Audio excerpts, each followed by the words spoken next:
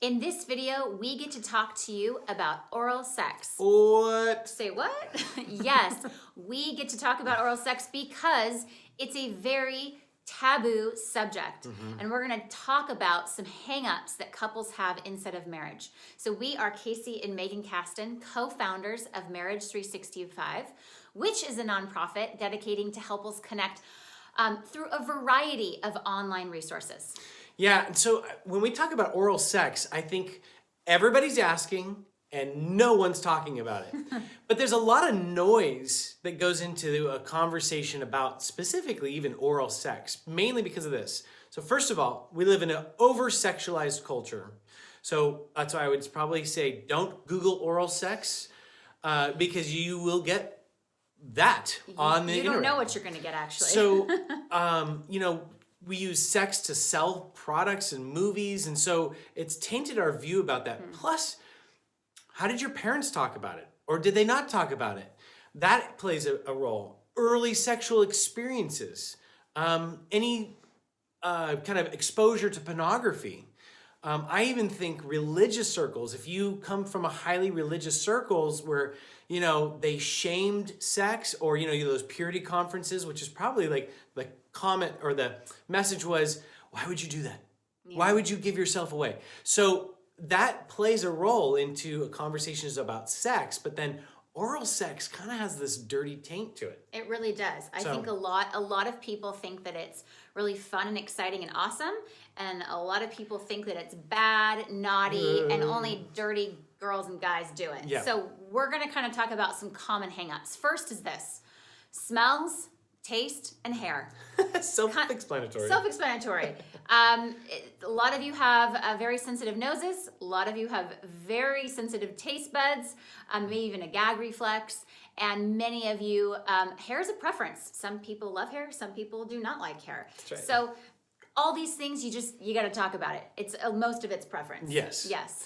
The second hang-up would be just really unaware how to please your partner. And so I think this is a product of couples not talking about their sex life.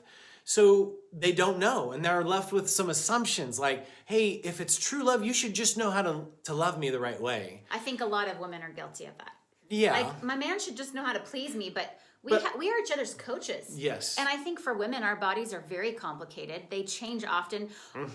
1 month we love our boobs touched, and the next month we don't. Yeah. So, you got to talk to your spouse about what you like Hot or and what cold you on don't like. things. That's right. Yes. And very for much us so. guys, we kind of have one major erogenous zone. And so it's kind of a very simple thing for us. But I think oftentimes we don't know, guys, how to enter into the complicated world with monthly rhythms, and every day is different.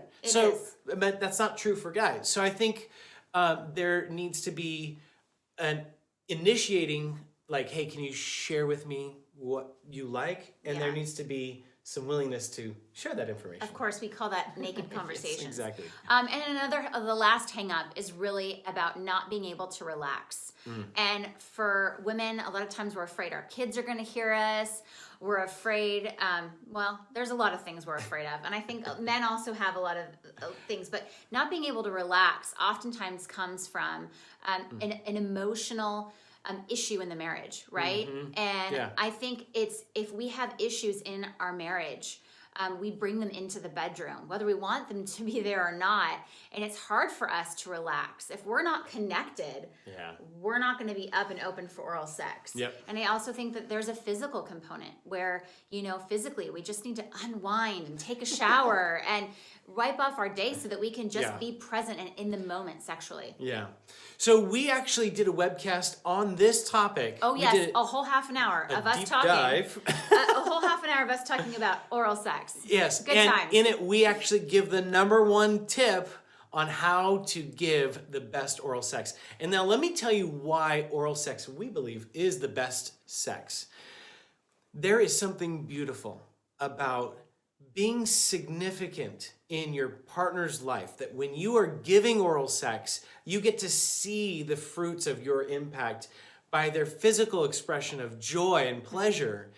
And for the receiving person, it is also this thing of such security, because you know you're desired and wanted. We all want to be desired. And yeah, and so I really believe that oral sex has so much more beauty to it than our culture pins it as. Has created it Yeah, to be. exactly. Yeah. And it's a beautiful thing. So that's why I would say, I mean, it's a selfless act to give pleasure. And that's why we really want to make sure you don't get hung up on some of these things. So we ask you to log in to nakedconversations.org and start your free 7-day trial where you can watch this video instantly. All right. Bye, guys.